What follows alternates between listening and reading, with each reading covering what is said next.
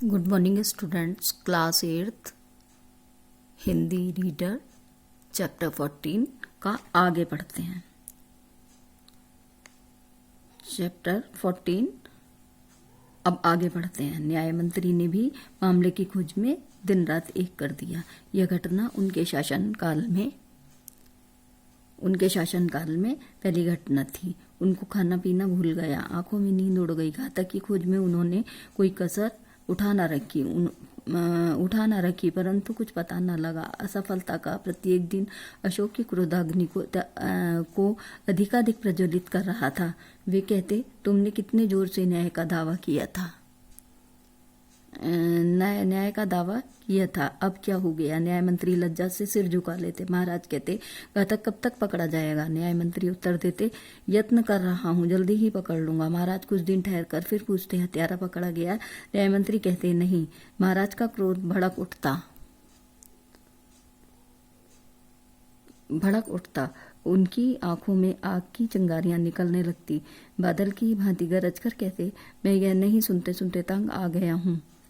इसी प्रकार एक सप्ताह बीत गया, परंतु हत्यारे का पता न लगा। अंत में महाराज अशोक ने शिशुपाल को बुलाकर कहा, तुम्हें 3 दिन की अवधि दी जाती है। यदि इस बीच में घातक न पकड़ा गया तो तुम्हें फांसी दे दी जाएगी। इस समाचार से नगर में हलचल सी मच गई। एक ही मास के अंदर शिशुपाल लोकप्रिय हो चुके थे। लोग चाहते थे कि चाहे कुछ भी हो जाए, परंतु शिशुपाल का बाल बांका ना हो। शिशुपाल स्वयं बड़ी उत्सुकता के साथ घातक की खोज में लीन थे, परंतु व्यर्थ। यहाँ तक कि तीसरा दिन आ गया और अब कुछ ही घंटे बाकी थे। रात्रि का समय था, परंतु शिशुपाल की आंखों में नींद न थी।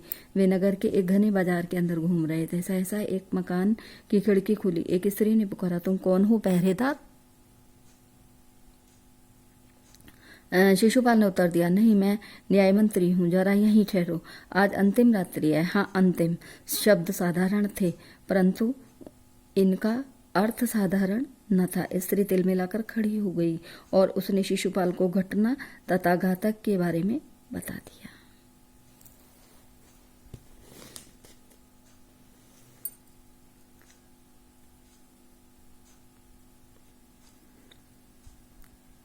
बता दिया।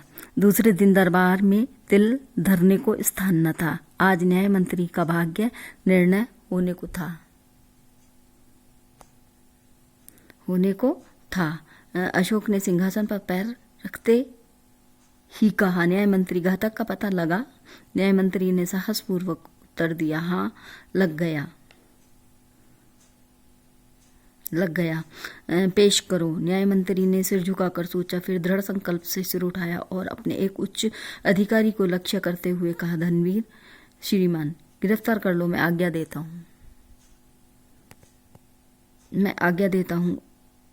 इशारा महाराज की ओर था। दरबार में निस्तब्धता छा गई। सन्नाटा।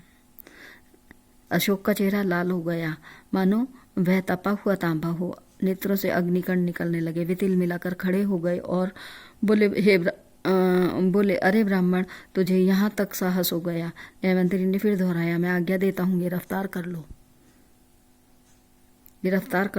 यह घातक है, मेरी अदालत में पेश करो।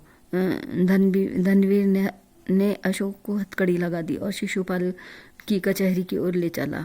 वहां सारा नगर उपस्थित था। शिशुपाल ने आज्ञा दी, अपराधी राजकुल से आते हैं, अकेला पेश किया जाए।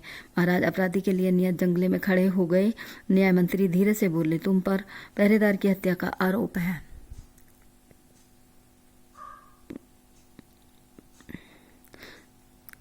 तुम पर पहरेदार की हत्या का अपराध है। तुम इसका क्या उत्तर देते हो? महाराज, अशोक ने उत्तर दिया, वह उद्दंड था। तो तुम अपराध स्वीकार करते हो? हाँ, मैंने उसको मारा है, परंतु मैंने जानबूझकर नहीं मारा। वह उद्दंड नहीं था, मैं उसे चिरकाल से जानता हूँ। वह उद्दंड था। तुम झूठ बोलते हो। तुमने एक राजकर्मचारी का वध किया है। मैं तुम्हारे वध की आज्ञा देता हूँ। महाराज ने सिर झुका लिया। इस समय उनके हृदय में ब्रह्मानंद का समुद्र लहरें मार रहा था। सोचते थे यह मनुष्य स्वर्ण है जो अग्नि में तपकर कुंदन हो गया है। कहता था मेरा न्याय अपनी धूम मचा देगा। वह वचन झूठा न था। इसने अपने कहने की लाज रखी। उन्होंने एक विचित्र भाव से सिर ऊंचा करके कहा, मैं इस आज्ञा के विरुद्ध कुछ नहीं बोल सकता। न्याय मंत्री ने एक व्यक्ति को हुक्म दिया। वह एक स्वर्ण मूर्ति लेकर उपस्थित हुआ। न्याय मंत्री ने खड़े होकर कहा, महाशयों, यह सच है कि मैं न्याय मंत्री हूँ। यह भी सच है कि मेरा काम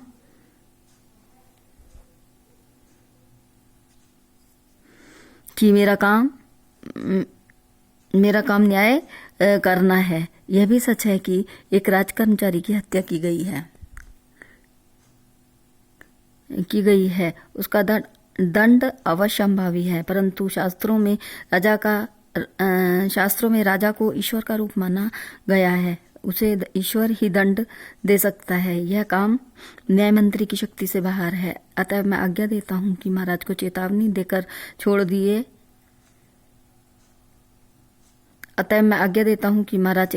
छोड़ दिए जाएं और उनकी यह मूर्ति फांसी पर लटकाई जाए, जिससे लोगों को शिक्षा मिले। न्याय मंत्री की जय जयकार हुई। लोग इस न्याय पर मुग्ध हो गए। रात हो गई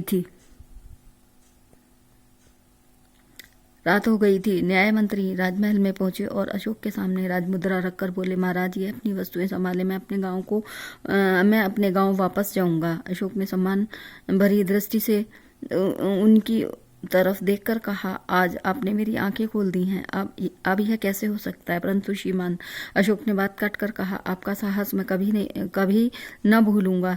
यह बोझ आप ही उठा सकते हैं। मुझे कोई दूसरा इस पद के योग्य दिखाई नहीं देता। न्याय